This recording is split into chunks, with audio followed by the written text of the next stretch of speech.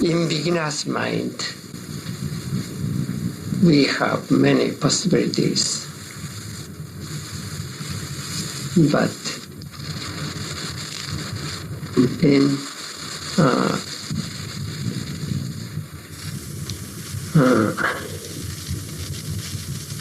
expert mind, there's not much possibilities.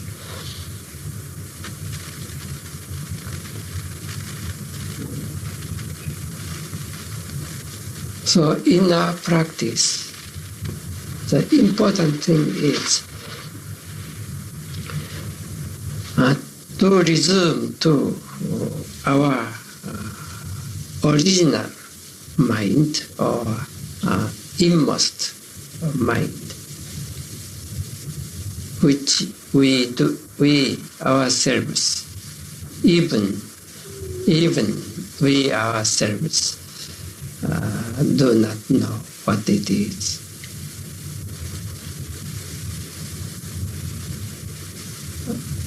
This is the most important thing for us.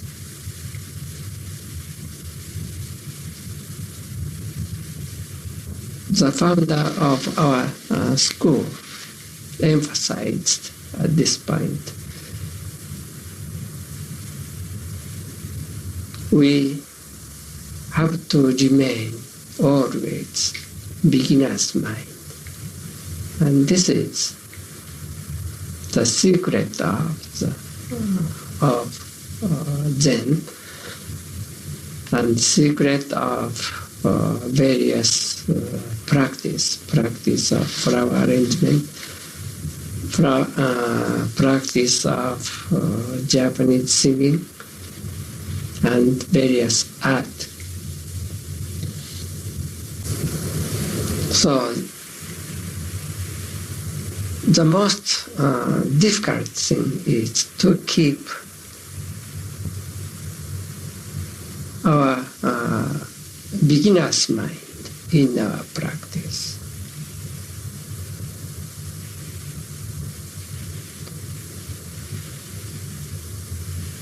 So if you can keep your beginner's mind forever, you are Buddha. Thank you, and welcome all for coming tonight, the Pacific Zen luminaries. Tonight we have David Chadwick and Tassajara Stories. David, I wanted to play that clip because I think the Tassajara Stories, the book about the first year in Tassajara, various vignettes and anecdotes and personal experiences of yours. In so many ways, Tassajara Zen Mountain Center, which is what this book is about, is the embodiment of Shunryu Suzuki in his teachings. And there's probably nothing more, I think, essential to Shunryu Suzuki Roshi's teachings than beginner's mind. So, David, welcome. And thank you for joining us from Bali, which is, that's a world away. Exactly. Good. Can I say something about beginner's mind? Absolutely. All right. So that was one talk Suzuki gave. He hardly mentioned beginner's mind again. Maybe I think in the whole archive, the phrase beginner's mind, I think is in there 18 times. And it was one of many approaches he had: way-seeking mind, big mind. He used big mind a lot. But it was one that really caught on, and for a number of reasons, and carries on into the future, and it's a big deal. It's become a beginner's mind. It's a lot of people use it; they don't even know where it came from. Yeah, no, it's wonderful, and the fact of the matter is, when you guys went into Tassajara, when you bought the property in 1967, you had no idea what you were doing. You yourself had been sitting Zen for I don't know, maybe a year. Most of the other people were absolutely new to the practice, and yet you approached it with this true spirit, of not knowing, which is what we call beginner's mind as well. Yeah, yeah, yeah. So, David, so you came to California, I guess, in about 1966 or so from Yeah. Texas. What brought you to brought you to California, and how'd you discover Sokoji, where Suzuki Roshi was teaching? Well, I came out to San Francisco following pot smoking friends of mine from Mexico, because they said that was where it was happening. And, you know, but also I'd had, peyote and mescaline, LSD, not excessive amounts. I took it pretty seriously. And, but I had some, my experiences on psychedelics and the very fortunate sort of cosmic Christian, semi-Christian, non-theistic Christianity way I was raised made me think I needed a guru and to meditate, and I knew the hippie trip, semi-hippie, right? And say, was it was wearing out, and so I was checking out some places that had meditation. I was just on the verge of flying off to India to find a guru to sit in a cave with or something. I had these ideas, but I knew about the Zen Center, and because I bought some pot across the street from it, and it had been pointed out to me, and so I tried it out, and I liked it from the first day. And I thought, well, I'll do this for a year. I liked it, and then I decided to practice sitting, and I did that for a couple of weeks, and then I came back and decided to do it for a year, and to give it a chance. I thought, I'll do this every day for a year, and then without judging it, see how it works. Because I liked it, and I liked the people. Nobody asked me to join or to give all my money to them or anything. They were just sort of nice, quiet people. So I stayed, and I sat, and Suzuki wasn't there yet. Kanagiri was there, and he came, I don't know, a month after I started there, and he'd been in Japan, and I liked him, and it just continued. I was looking at Crooked Cucumber, by the way, folks. This is just excellent. It's a really great book, biography of Shunryu Suzuki. His name from his teacher was Crooked Cucumber. But let me read just a real short quote, David, if I might, which I thought was really moving for me. I could see Suzuki in his office behind the crowd of people on the way out. Still, my mind was bubbling. He turned, caught my eye, and for the tiniest increment of time, everything stopped, and I saw him. I still hold a snapshot in my memory of that first moment when the man who had just become my teacher bowed to me. You still hold that snapshot of that moment. I thought that was really very touching. Well, now that you've reminded me of it, yes. That's true. And what did that moment mean for you? How did you feel about that moment? Well, it was just that moment, and I went on. I don't dwell on things like that. But that was, meeting him, and getting it sort of clicking. That happened, and then I go to the next thing. you know, because, you know, everything was practiced there, right? So going to the Zendo, just like, you know, it's actually just boilerplate Zen. Going to the Zendo and sitting is practice, and chanting is practice, and walking out of the Zendo is practice, and bowing is practice, and walking away and walking down the street is practice. So I just continued. And then you had a doksan with him where I guess you didn't know you're supposed to ring the bell, and then he comes out of the doksan room and tells you to ring the bell, and you go in.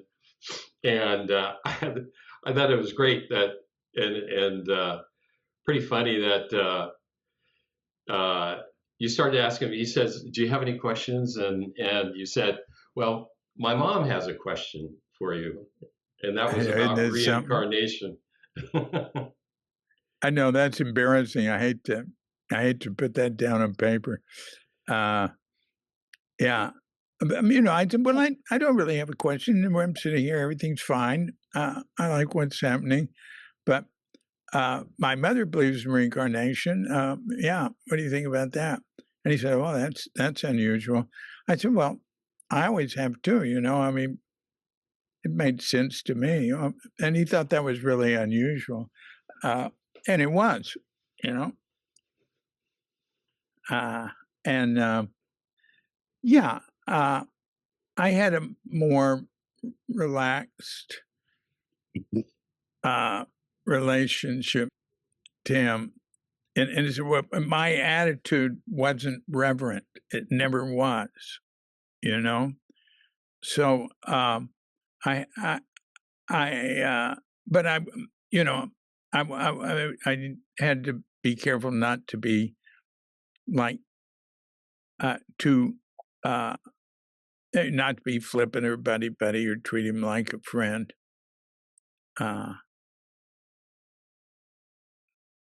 Yeah, and towards the end of that, you know, that cut, that I found it interesting and really telling about Suzuki as a teacher. You know, he says your life shouldn't be. This is advice to you. Your life shouldn't be topsy turvy.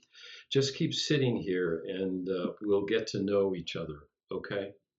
And yeah, it's such a beautiful, simple thing to say. You know, hang out with the older students. He was telling you. Right. And when he does topsy turvy, that's a phrase he used sometimes. You know, he had the teacher stick, and he'd go like that. You know, I remained pretty topsy turvy, and other people, everybody was a better student, you know. But you know, I just stuck with him, and I was neither too driven, nor I didn't have much doubt, and just continued, you know. Yeah. You know, in Cook and Cucumber and your many other books, Zen is right here, and etc. There's more teaching by Suzuki, but what's pretty obvious in this book about teaching is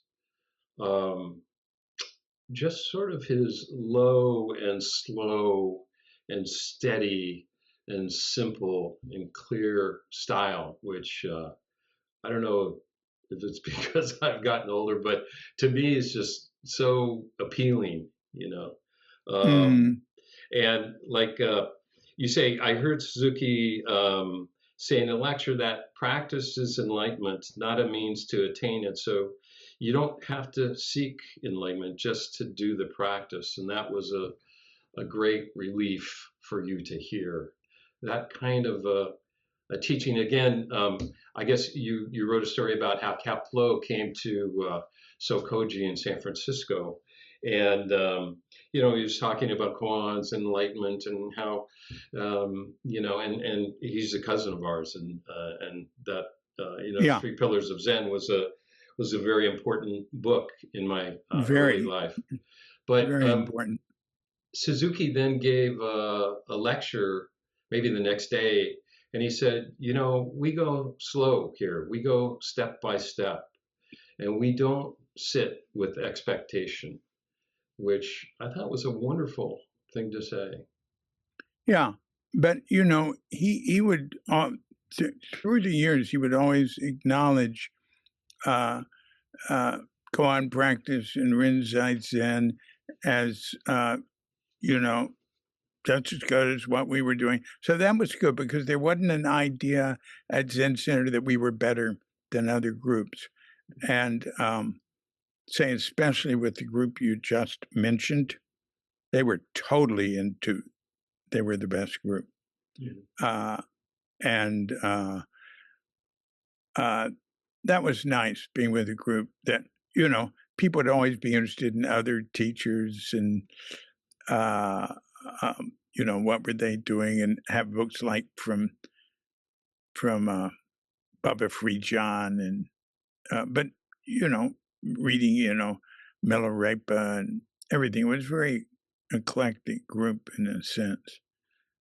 But you know, the thing about Tassajara Stories that's different from the other books is it doesn't focus on Suzuki.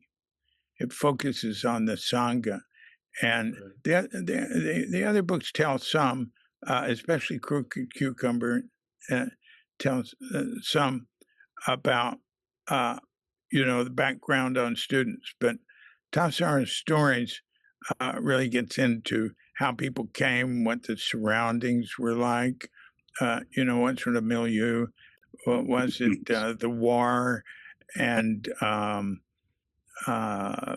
you know, so many people's stories of how they got there. And then it gets into guest stories, you know, and stories that have nothing to do with Tassajara Zen, you know, and stuff outside of it. It's sort of a picture of the whole, it's sort of like, it sort of shows there's more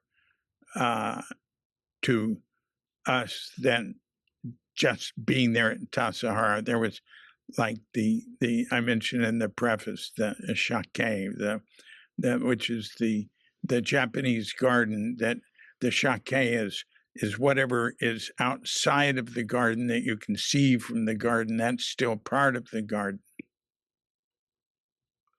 Uh-huh. Yeah, yeah. Yeah, it does a lovely job of that. So so you head down to, I guess what happened is they had made a original payment for what was called the horse pasture. Right. I've only been to Tassajara once for a day, so I'm not as familiar, Yeah. you know, with these. But Well, actually, the original payment for the horse pasture, it was decided to put on Tassajara. yeah, yeah, Richard Baker and Suzuki and Bob Beck and Anna Beck, and then the final with you know working it out. But the Tassajara was always the thing they had in mind. But they were willing to buy the horse pasture, and that wouldn't have worked very well. But it worked well. It's like a stalking horse to get us to start raising money till Bob Beck finally decided to sell us Tassajara, and Richard Baker made that deal with the Becks, and they came way down on price. yeah. It was a great deal. Yeah, yeah, and so you went down. I'm kind of interested. Why did you decide to go and be part of the building in the monastery rather than stay in the city? Well, I had gone down on some weekends, like in February, you know, just a month after we bought it, with like little work crews. We were sitting down and coming back, and it was great. I really loved it. And, but the city, you know, Suzuki and Katagiri were in the city. And so it kept building up. And I talked to Suzuki about it, and he thought, I said, what do you think, or whatever. I can't remember. I might have said I'd sort of like to go down, but I wasn't sure. And he said, well, it's better you be here with older students right now. But then Silas, who was sort of in charge of Silas Hoadley of getting all the enormous amount of work done that we had to do before the guest season started in May 1st. It was decided pretty early. We'd continue the guest season, open it May 1st, and have the first practice period in the summer, starting early July. I think it started July 3rd. So there's a lot of work to do. So Silas told me I could go. I could go in a couple of days if I was ready. So as I tell in Tassajara Stories, I sat down with Loring, and we had to hit off some maybe Acapulco Gold, and sat there with some incense, and he opened the I Ching book. I didn't know anything about I Ching, but he was into it. And through the sticks or whatever, I can't remember. And the line I saw, and it was decide, should I go or not? Because I was really sort of neutral, and I was living at Lawrence, which was wonderful. We had like a little mini practice going on there. But anyway, the important line in that I Ching reading was, the South furthers. And Tassajara was south. And then it was sort of like, oh, okay, that's it, I'm going. You rode in the back of an El Camino, I guess a red El Camino or something, freezing all the way down, and you get out and you open the back of the El Camino for you, and your first touch of Tassajara is you're falling down on all fours, and you found that was on that was on the first work trip I went there with Silas. That was Silas's El Camino, and they had like 3 or 4 of them in front and me in the back going down. You still didn't get arrested for riding in the, they didn't stop you for riding in the back of a pickup back then. And on a freeway and stuff. And and we came in over the mountain, and it was snow and cold, but I loved it. It was beautiful. And then when I got out, but also looking behind as you're going is a little disorienting. And when I got out, I just like collapsed right down on the floor. So my original contact with Tassajara ground was like fainting on it, or I didn't lose consciousness, but just falling down on it. So people who haven't been there, I'm sure many of the people on the call have been there and even spent many years there. Can you explain kind of where it is and what it's like, what its sort of geographic layout is? And well, Tassajara is, I think of it as 4 hours south of San Francisco. I can get there quicker than that, but you don't want to drive the road like I used to.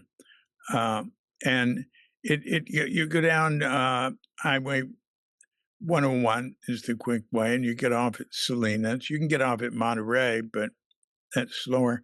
Get off at Salinas and go over Los Nogales Grade, hit the Carmel Valley Road, past Carmel Valley, and then you go to a little burg called Jamesburg in the country, which is, there's no store or anything. It's just some homes. And then there's a there's a dirt road begins there, and it's 14 miles, and it goes from about 1,300 feet to 5,000 feet back down to 1,300 feet and 14 miles. And that's a terrific road, and it's very frightening to people coming down. The coming down part gets really steep, and there's drop-offs. And back then, I mean, and the road had to be fixed for guests to come in the spring, and we were going in the winter, and we'd go. I mean, there'd be times where we'd get out, and there'd be a board that the right wheel wheels would go over, you know, because that part of the road had fallen out. It was a drop And, off under the board, basically. yeah, yeah. Well, and yeah, and and different types of drop off. Some of them into woods, and some of them, as the further down you get, there's no woods. It's like, it's it's a drier landscape. But anyway, and it's very curvy, and it goes down and down with switchbacks, and it comes into Tassajara, which is a fairly narrow canyon, and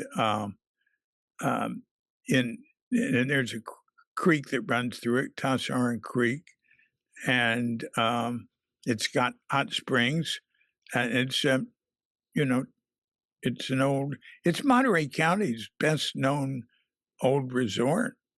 So with COVID, it closed to guests, and for everything changed after COVID. I'm sure your group has noticed that, and they couldn't get the same students and stuff to run it as before, and it hadn't really had a guest season since they let some local people in, but they're working toward having guests again. But they have these workshops now. They have a whole summer when their practice periods are fall and spring, fall, winter, spring. But they have these workshops like May through maybe May 1st through September 15th or something, that where people would come with different teachers and be there for 2 weeks, different things. People would come and be staff. And it's basically more run as a practice center year-round now. Mm-hmm. And it's beautiful. And the hikes up creek and down creek are gorgeous. Yeah. And it's fairly dangerous territory. Death Valley is called Death Valley because one person died when a wagon train went through. Tassajara, people die in the Los Padres National Forest all the time. They get lost. It is very dangerous country. We've had a lot of people lost, and only one person has died. And that was a student, like last year, who fell off a waterfall. I don't know how that happened. Yeah, you describe how rugged it is, and so when you first went down there, you called the group of beginners, if you will, the vanguard. And I love your language in the book about describing it, how Zazen at 8 around a glowing cast iron stove, crawled in my sleeping bag in a cabin as cold as the night to a lullaby from Tassajara Creek. And then you were sleeping outside, fell asleep with stars in my eyes. It just takes us there into that rugged Tassajara Valley, and the feeling of the stars, just countless stars. Yeah. Sound of the creek, it's beautiful. Yeah. And I lived there 2/3 of the time for 10 years. Yeah. And that was great. And then I'd come back, started off being sort of probably an irritating grunt. And when I left, I was head monk and director.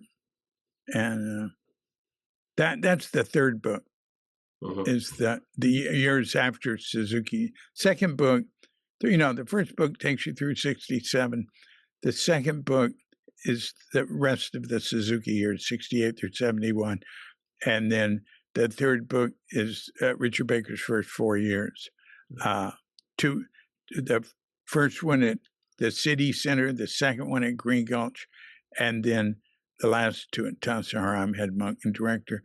But even in the parts where Green Gulch in the city, there's all sorts of stuff happening at Tassajara that I tell about. So that's all woven in and out there. Well, we look forward to it. We look forward to that. It's how many of us are alive by the time the third book comes out.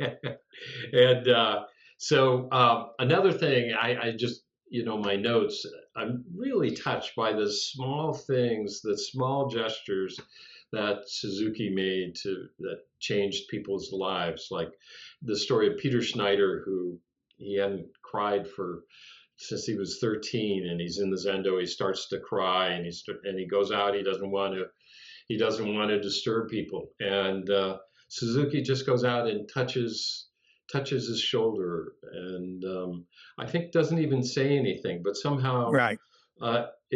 You write that it changed Peter's life, just that one touch on the shoulder. Yeah. I've heard a lot of stories like that from people. Yeah, Suzuki was really great at creating relationship with somebody so that he could communicate.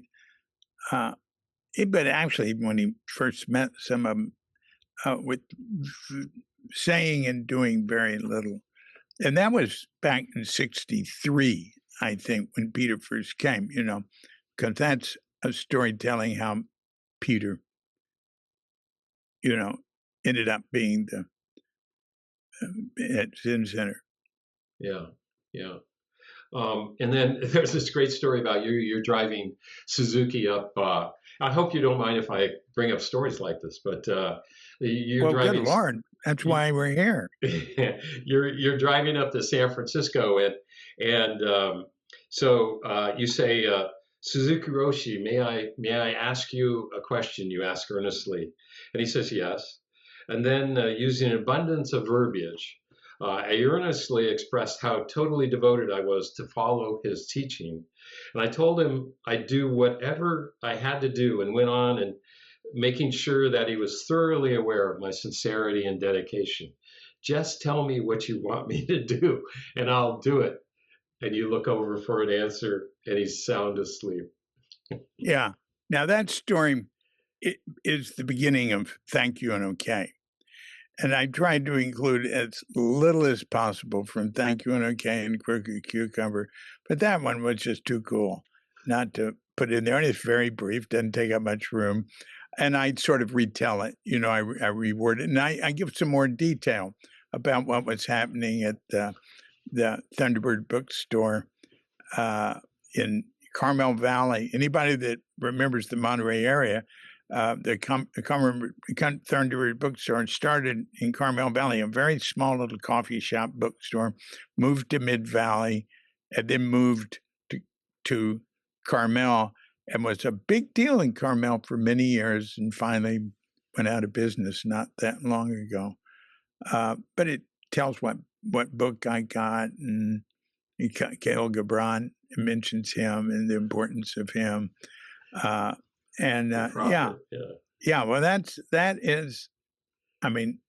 that is a typical new student story, an idiot. But that's great. It's great. I remember coming across the prophet hitchhiking in a white van from San Francisco to Seattle. Everybody was in the back, reading that book. But so now you're moving into monasticism, really, whether you're priests or whether you're lay people still, and you enter what's it called, Tangadio? Is that you got it? The 3-day sitting, and tell us about going into that. Was July and August, I guess, right, of 1967, Summer of Love, by the way. So tell us about moving into that more serious 67. It was, and the Human Being was in January. See, so I went to the Human Being. Okay. That was in January before I went to Tassajara. So I was there, and Suzuki was there, sitting next to Allen Ginsberg and Gary Snyder and Timothy Leary, with an enormous crowd.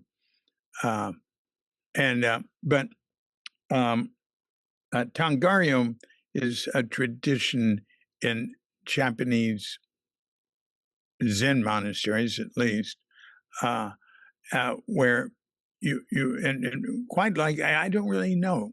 quite likely in others, Tendai Shingo and stuff, they said Zazen and have temples and where monks are. And it can be various lengths of time. Like at Eiheiji, it can be, more like a week. I've heard of 10-day Tengaryos. And at Tassajara, so the first one, we had a 3-day. Suzuki wanted 5 days, but Baker's just felt too many people. I mean, we lost a lot of people in the Tangaryo. And, but afterwards, they became 5 days. We were the lucky ones because we've been through it, right? But all right, so the thing about Tangaryo, it's different from a sesshin. In sesshin, you have the periods, and you get up and having kinhin, walking sounds. In Tangaryo, you're just sitting all day, and you have your meals, and you have a brief break after the meals. And the difference, as Richard Baker explained it, after talking with Suzuki and maybe Kobun about it, Kobun Shino, was that this isn't, all you have to do is stay in that spot. If you move, whatever happens, just stay in that spot. Now, there were people who would sit full lotus through the whole Tangaryo. Amazing. Super Zennies. But, people got through, but there were a lot of them, as Tassajara Stories says, occasionally you'd hear somebody walking out and then hear their car driving out the road. So we lost about 15 people at that first Tangaryo. I think that's what other people remember. A lot of my memory, I don't know what I remember and what other people do a lot because I've been getting other people's stories for 30 years. But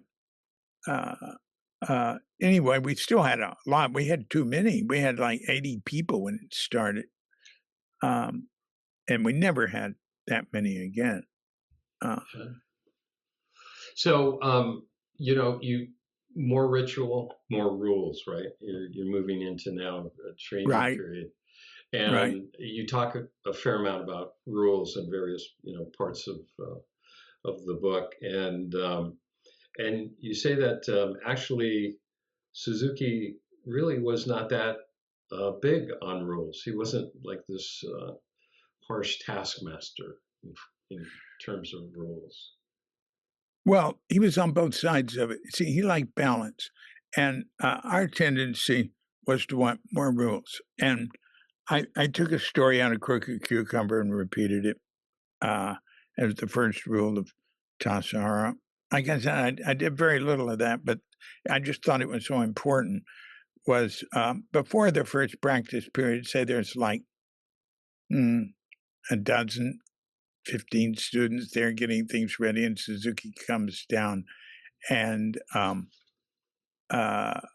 we're sitting there, and Bob Halpern, who's been sitting at Sokoji Sessions for a couple of years and sitting with he'd sat with Yasutani and the others, and he'd read a lot, and we had we were very new. We were just getting the place ready, and he raised his hand and said something like, "Shouldn't we have more rules like they do in Japanese monasteries? And things are pretty lax here, and people are talking in the baths, whereas you said the baths are one of the places of zazen and practice." And Suzuki said, "Yes, rules. You're right. We need more rules." He said, "Oh, that broom over there, it's standing on its bristles. That'll bend the bristles. Stand it on its, its handle, and then that won't bend the bristles." He said, "There, that's a good rule." So I call that the first rule of Tassajara. Yeah. We did have some others, but they were unspoken, obvious rules. And you mentioned that you're not necessarily the best rule follower in the monastery, but you had a period when you were with guests. You had stayed up, drinking with guests, I guess, the night, and you had missed the morning. And you were in a leaders meeting drinking tea that morning, and somebody said, trying to get Suzuki to sort of publicly shame you to follow the rules better. And he says, shouldn't somebody, be punished for this? And Suzuki was he was actually really protective of you. Yeah, that's a story out of Crooked Cucumber that happened in like 1970. I don't know why I was going to morning tea. I can't remember. But Nils, my dear friend Nils, said, Suzuki Roshi, I'd come. I'd been up with guests. I ran the guest dining room, and I had missed morning zazen and breakfast and everything. I just got up for the morning tea. Now, I didn't do that much. I mean, that was unusual. But he said, what do you think of a student who brazenly breaks the rules of the monastery? And he said, well, you can break the rules and still follow the spirit of the rules. He said, yes, but can't you follow the rules and follow the spirit? And he said, yes, that's the best way. So again, he wasn't worried about me not understanding. He was more worried about people becoming, getting too far over on that straight, judgmental, shaming side. So that he balanced it. It was always a matter of balance, but at times he'd be on the other side and say, we have to be stricter. We have to follow the rules. And then sometimes he'd get really, we're going to have strict, unbending rules, It just depends, if we got too lax, he'd be on that side. So that's the basic thing with, the sixth patriarch pointed that out. All you have to do, your student, he was telling his disciples as he was dying, they're going to be on one side of the pair of offices. You just go to the other side. That's great. And then you have some great stories about in Sesshin, one where you're just standing there sort of looking at the gloaming, the setting sun, and a fox comes up, you're dead still, a fox runs up and just sort of curls up almost right at your feet. At my feet, not almost, really, just 3 feet in front of me. Yeah, I was standing there. It was a sesshin. It was like 5th day of sesshin, my first sesshin, and my first 7-day sesshin. And I'm, looking at the sunset. It's a break after dinner. And this fox walks up, and I'm standing very still, right? And I see it out of the corner of my eye, and it walks closer and closer, comes right up to me and lies down at my feet and goes to sleep. And then I just stand there, and it's there, and I wasn't going to move. And then I can hear in the distance the Hans start to hit for returning to the Zendo for Zazen. And, the fox, after a minute, got up and uncurled and, stretched and walked away. Back where it came from, too. It didn't keep going in the same direction. So that's one for the American Indians there. Which they've been going to Tassajara, you said, for, I don't know, thousands of years? Thousands. And multiple tribes, and so they're all getting along and just hanging out in the hot. Yeah, that was Esalen Indian territory.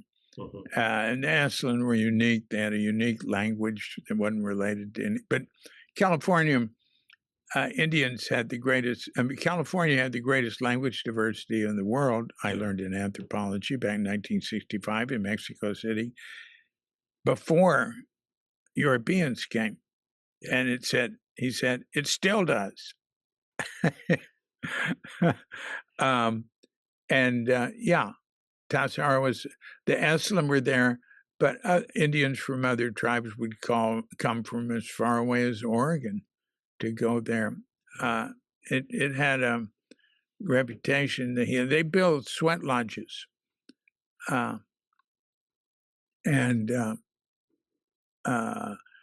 you know, and the name Tassajara meant a place where meat is hung to dry. In some, I mean that is undisputed by etymologists, and I've never read anything else but that. I've read it over and over.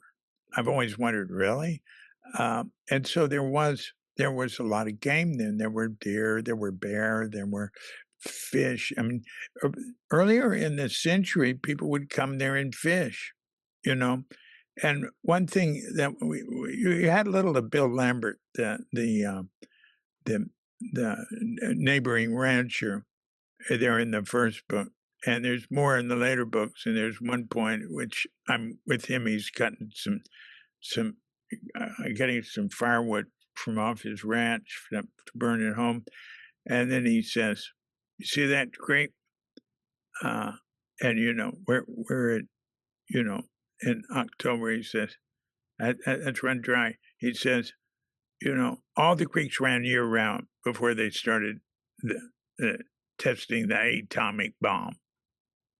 And so it was different. There's been changes in the environment there, and in the, you know, the human race has wiped out an estimated half the animal and half the vegetable and half the insect population in the world.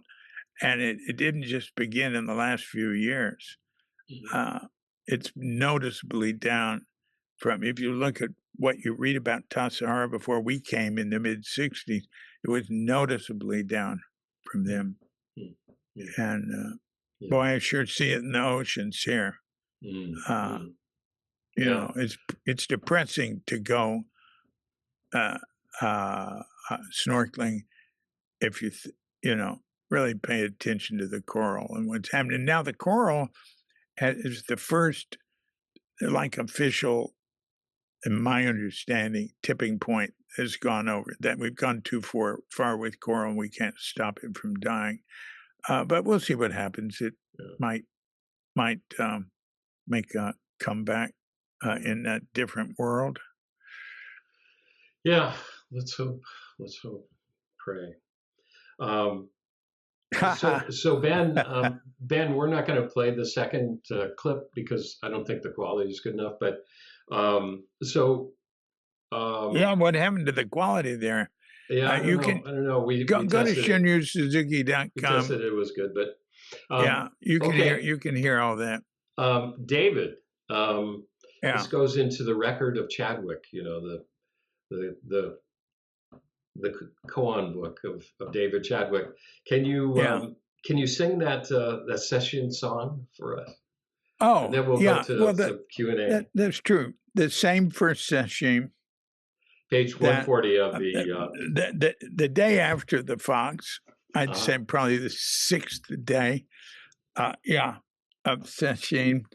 I went out there to Grasshopper Flats, and I was walking back. I've got to get to that.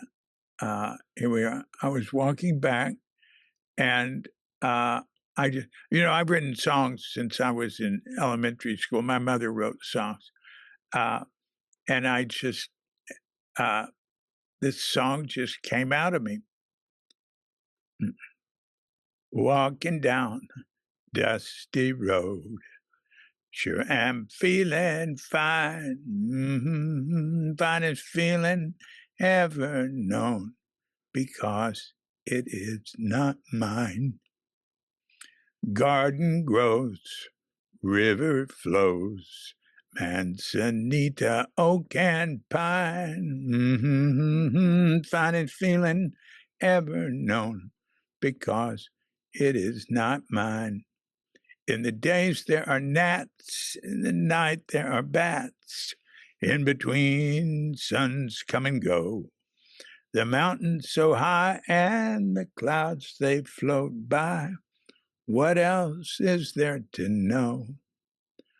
Walking down dusty road, sure am feeling fine.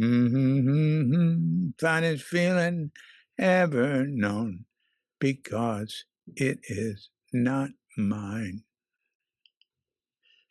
That's great. I love that. I love that. Thank you, David. So I'd like to ask John Tarrant if you might, if you have any questions and comments, and Allison, and then we'll turn it over to the folks. Well, thanks, David. It's good to hear you. I remember a song you sang after, I can't remember, it was after a session or something, which was along the lines of "I hate Zen." Yeah. I thought that's what you were going to come out with, but it was that was later. Yeah, that was part of your role, really, is to say the contrary thing. Everybody saying, "This grand," and you say, "Oh, I don't know about that."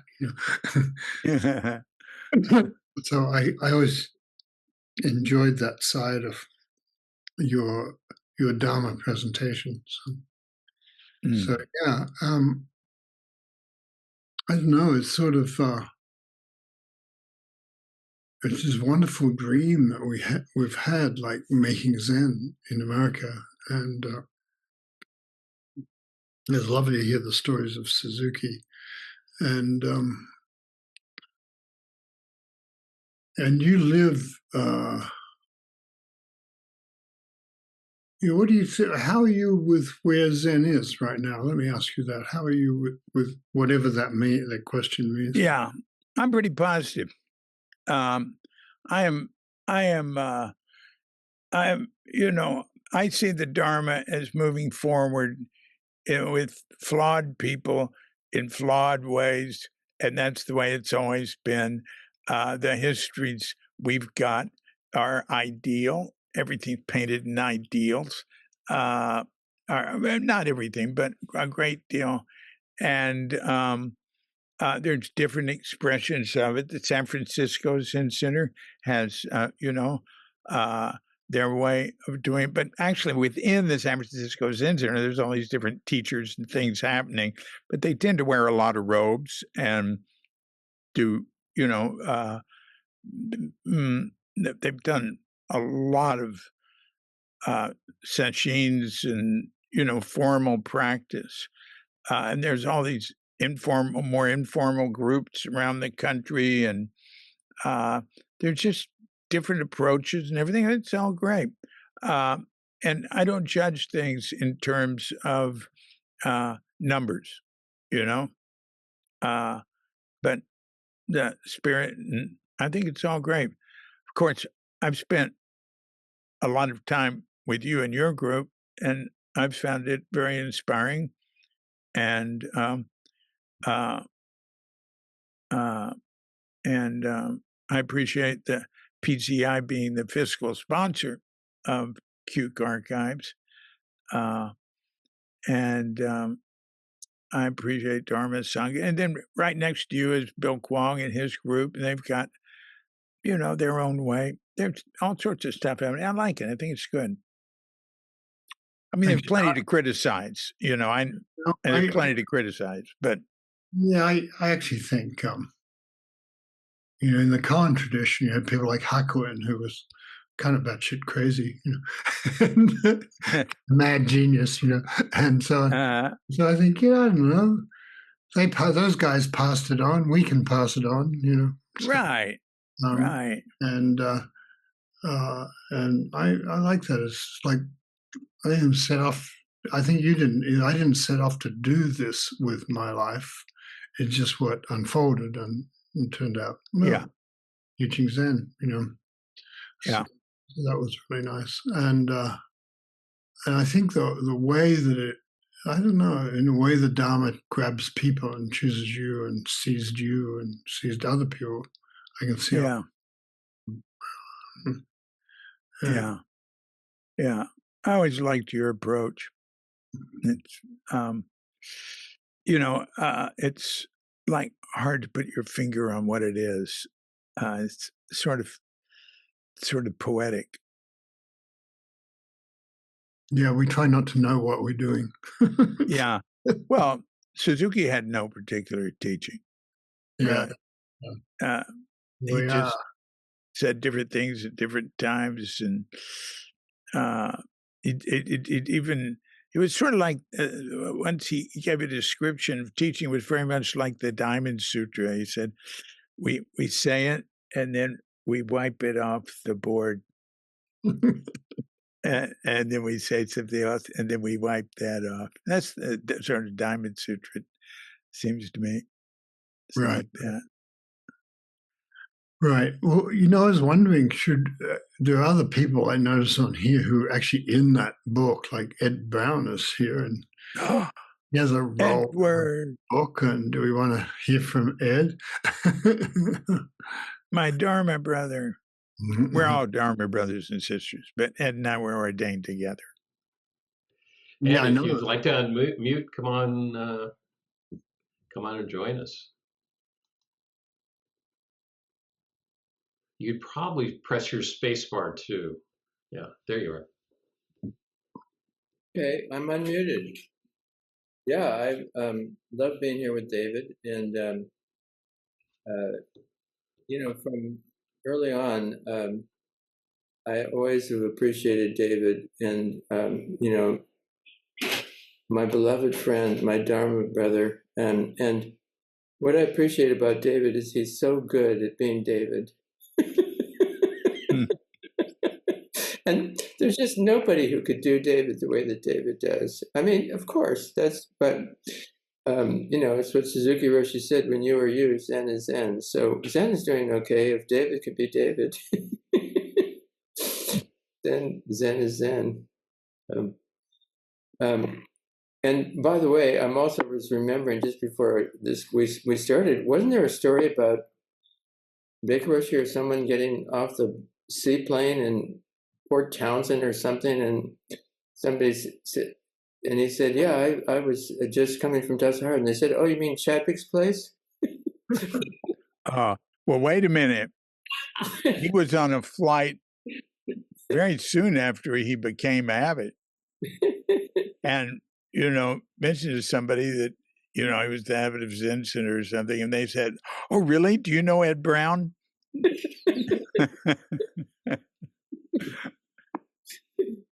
Well, that's because of the Tassajara bread book, but yeah.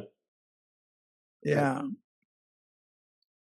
Anyway, it's always been, and we are so different, you and I, and it's one of the things that's to me so remarkable about, and I loved what you said about this is a book about Sangha, because, and you're so good at that, because you talk to everybody, and then you remember the conversations, and then it's astounding to me, because I barely say a word to anybody, and mind my own business, and like to think I'm practicing beginner's mind or something. I hear about you from a lot of people. Whatever you say or do has certainly touched a lot of people. I hear about you a lot. A lot of people really care about you. Thank you, sweetheart. Yeah. Me too. Yeah. One of the things I've always liked about you, David, is you have a broad vision of the Dharma, and including lots of different kinds of people. David lived in, we have a barn with an apartment, and David lived there for quite a long time, actually. Yeah, 9 years, probably 8 years. Can I leave my stuff here while I go traveling around the world? Sure, Do you think I could stay here just for a little while I get my act together? It's so great. And then when you started, and so David was a center for the Dharma in the barn apartment. He and then and so on. So yeah. So I kind of always liked your openness to other traditions, and me too, like the Khan people and stuff, and also know, I felt like your some of us had an ability to get into trouble, and I always thought appreciated that, that that it was okay to break some of those rules, I like that. So yeah, and then when you started, you wanted to fund your crooked cucumber thing, then we decided we had the apparatus to do the accounting for it, and our then treasurer said she'd do that for you as a gesture of goodwill, and I think that's still happening actually. And I gathered a whole lot of teachers, Buddhist teachers, to say nice things about you and get money for you. But you're a very hard person to raise money for, I remember, because you say, "Oh, I know." Yeah. And I'd say, "David, I will raise money for you as long as you don't say anything." Yeah. Kind of sweet. Very that modest thing, which for maybe it's the other side of being Texan, So yeah. I certainly wasn't raised. Texas raised me to be a braggart. Yeah. A braggart. Anyway, it's wonderful having you for such a long time in my life, and you wandered off into Southeast Asia, basically. So yeah. Nice to see. Yeah, I sure appreciate it. You're one of the, your support has been crucial to Cuke Archives continuing. Well, it just seems such a good project, and thank you for doing it. Yeah. And what else? We've got another luminary on. We got Franco Stasecki. I don't know, Frank, if you want to unmute and join in the conversation. Oh goodness. No, I just came to listen to David's stories because he's such a good storyteller. And, wow. And I have such a fondness for your work, David. Thank you for everything you've done. Yeah. Wow, the feeling's mutual. What you've done with hospice work and death and dying and everything has just been so impressive. Well, I'm thinking of Suzuki. When we first opened the old guest house to be a hospice, the first thing I did was make an altar downstairs with Suzuki's picture, and that was the first thing we did, of course. Yeah, I can tell you, David, that there were a number of people who were patients there and family members there who would say, "Who's that guy downstairs?" And then they would ask me to bring the picture up to their room because they felt very comforted by his presence. And so I appreciate you sharing his life with all. Yeah. It gives me a great comfort, actually, when I hear stories from you. Oh, that's wonderful. That's wonderful. I was on the board when we asked you to do that. And that was a great decision. And you carried it much further than we could have. Well, I always felt like it was in Suzuki's lineage. Yeah. Yeah. Well, thank you. Thank you. Allison, you too. You've been to Tassajara many times for, I think, with Naomi Shiab Nye. Is that right? Yes, with Naomi and with Paul Holler. I have a question about Tassajara, but I don't know if you remember, David. The first time I met you is when you were living in the barn and at Grange, and I was here doing a workshop on ukiyo-e, teaching for PGI then. And when I met you in the kitchen, I told you that I had just read Crooked Cucumber, and that I liked it so much that after I finished it, I started from the beginning again and read the whole thing through a second time. Wow. You really liked that. So, and I still feel it was just a tremendous book. I really love Crooked Cucumber. Now, I want to ask you about the way-seeking mind. You said that Shunryu Suzuki spoke about that a lot. And you're one of the few people I've ever met who knew him. So my question is, all the times I've been to Tassajara, that's one of the first questions people often ask is, what brought you here? And back in the 60s and 70s, that seems like, and even into the 80s, there was a tremendous amount of energy and movement in the culture of young people coming to a Zen practice. But it feels like now that's really, you just don't see that anymore. So what do you see that too? And what's your feeling about that? Well, I've been in Bali for 12 years, but I'm in touch a lot. Well, it's like it'll all evolve, and there'll be high points and low points in terms of enrollment. But, to me, we're just all interconnected and evolve in different ways. And, we live in such materialistic times now. And, we'll see. I mean, they're not just Zen. There's, the Vipassanas, the Tibetan people. There's so much. And I think Zen, all the various Zen influences have helped to inform the culture in ways that are deep. And so we'll see how it goes. And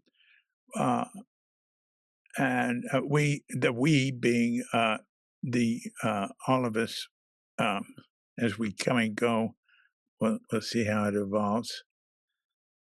But I feel all right about it. It's just an ongoing thing, and to me, that there's no beginning or end to it. Yeah. Oh, that's a lovely answer. Thank you. No. Well, it's good to see you. Let's open it up to questions, either in chat or if you want to unmute yourself, it'd be fine. We have, let me see in chat. We have here, Texas raised David to be unflinchingly honest. That sounds like another Texan speaking there. Anyone else? Thomas Phillips put up a hand, which is probably a good way to attention, decide who to see. So. Yes, indeed. Thomas. Hi, David. Great to be with you. I've been to Tassajara 5 or 6 times in the summer, and Green Gulch and City Center, and read Crooked Cucumber and Beginner's Mind. And, something you've alluded to is Suzuki Roshi was kind of low-key, right? He didn't fit the Western model of, the leader who's out there and giving direction and so on. So and yet he had amazing results. Yeah. Do you think it was his low keyness that led to the results? Well, it's very hard to say. It's nothing would have happened with him by himself.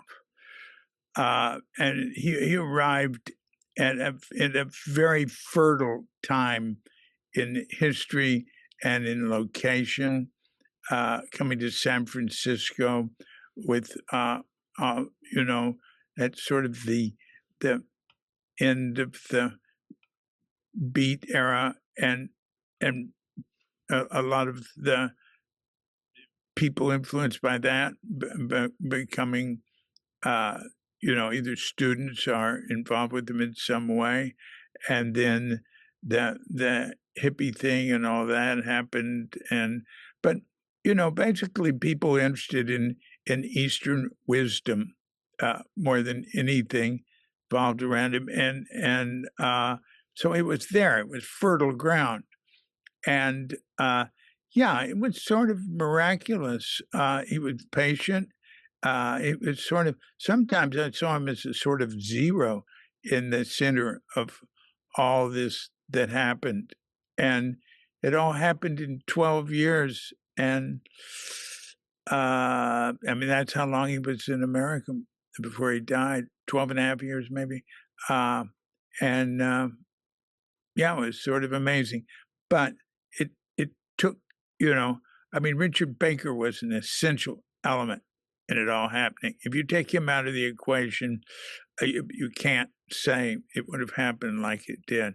But so many people, just all of us, the way, I don't know, it's just a great mix. But it needed him, but he needed them. He needed us, we needed him. And they say Buddha was great because his disciples were great. Thank you. Yeah, good question. I mean, it's very true. It's very true. We have a question about how did you meet Ed Brown, David? Well, I met Brown at Zen Center in '66, but you know, just say hello. But then when you know, and we'd pass, and I don't think we have either of us have any particular impression of each other back then. But then I went down to Tassajara and was with the group getting ready, and actually I'd been cooking. I'd been doing a great deal of the cooking, and Ed came, and he became the cook, and that was right. I really wasn't a cook. I wasn't qualified, and I was right away. Dick Baker asked me to run the dining room, so right away we became a sort of team. Because you know, a month later, after he came, the guest season started, and he really knew what he was doing in the kitchen, and he whipped it all together. And he had both a sense of getting the work done efficiently and quietly, and he had a very strong sense of practice. You know, there's little altars everywhere, and groups start bowing, like a crew will come together and they'll bow, offer incense and bow at an altar. Ed started that. I don't remember Covicino or Suzuki saying anything about it. Ed started that in the kitchen, you know, created a little altar, and people would bow in. And so he brought, you know, a sort of form and discipline, and with that, it was totally non-judgmental too, because I was like a little crazy. And Bob Halpern was working with me at first, and we were very close, and we were like, you know, like a cyclone of confusion, and that wouldn't faze Ed. And we got everything, but we got everything done, and we got along with the guests, and the guests were happy. And then we went into practice period, and he was running the kitchen, and God, I don't know, I was just on the work crew then, because the dining room until the next guest season.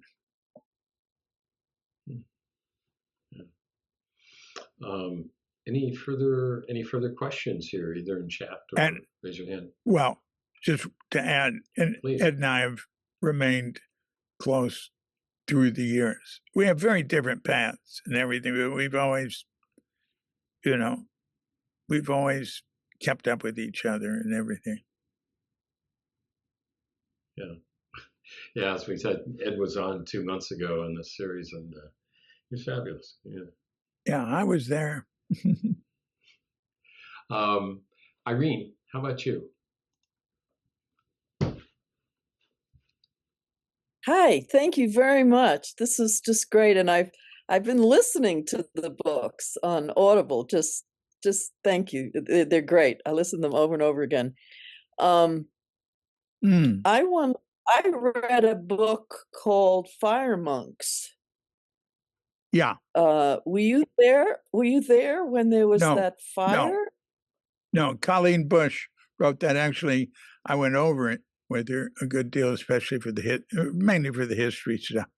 But that was, what year was that? it was like 2000 something, this forest fire, and Steve Stuckey was he Abbott, director, Abbott, whatever. I don't think he was director. He was more, anyway, 8 of them stayed behind and defended Tassajara from a forest fire against the, the Forest Service went along with it finally. They wanted everybody to get out, but that was very heroic. Yeah. That was way decades and decades after my time. I see. Well, I'm glad they did it. Yeah. Thank you. And I'm glad you're listening to the audiobook. I'm just finishing up the audiobook for the second Tassajara Stories book. I'm going to get the Crooked Cucumber now. Everyone's talking about that, so I have to listen to that next. Thank you. Good. Please do. That's good. You got a great plan. Henning Nathanson is on. Yeah. So I asked him to... Yeah, thank you so much, David. It's been wonderful to listen to you. I'm wondering if I can get you to retell a story. It's one of my favorites. I think it's in both Crooked Cucumber and Thank You and Okay. It's Suzuki tells all of you that he's dying, and you say something about how you're all trying to be such wonderful, unemotional Zen students, and Katagiri just breaks down crying and crawls over to him and, says, as I remember, please don't die, Roshi, please don't die. So I just love to hear you tell it and embellish it however you want to be able to do that. Yeah, that was right after Richard Baker's mountain seat ceremony. And that was Suzuki's last public appearance. And that is, I call that the emotional high point of, Suzuki's life. And it was quite an event because he was clearly dying. His skin had turned, people describe it different. I saw it as sort of brown, but, some people, it's sort of brown, yellow, some red, but it was sort of shriveled or something. They didn't seem to have, it was amazing he could still walk. This is just 2 weeks before he died. And he came in with a staff, and there was his son Hoitsu on one side and his wife Mitsu on the other, who took him up. And he didn't say anything. He just sat there, and others spoke, and Richard Baker became abbot. And then as he walked out, he paused, and his staff had like a sort of jingled on top.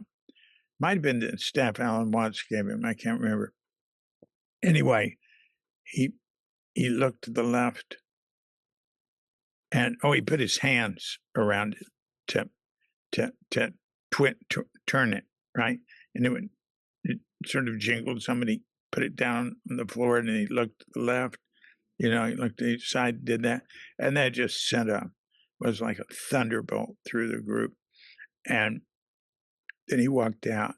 And then very shortly afterwards, he met with his disciples and very, very close older students, Richard Baker sitting by him and Katagiri sitting by him. And he looked, okay, he was very pleased and smiling, but clearly not long for this world. And so, all of a sudden, Katagiri, who was not right next to him, who was, maybe 4 or 5 people over or 3 people over, just sort of wailed out, "Don't die," and walked on his knees over to Suzuki, sobbing and saying, put his arms around him and saying, "Don't die, don't die." It was just a very, and Suzuki said, "Daijo desu," it's okay. It's okay. And, his attitude then was, don't worry, I'm fine. Everything's fine. This is all good. That was sort of the attitude that came out. But it was a very, very touching moment. And of course, Richard Baker, much sitting there right next to him, much taller than he is, just sat there while all this was happening.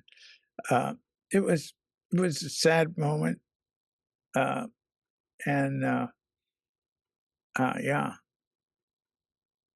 Thank you, David. Well, thank you.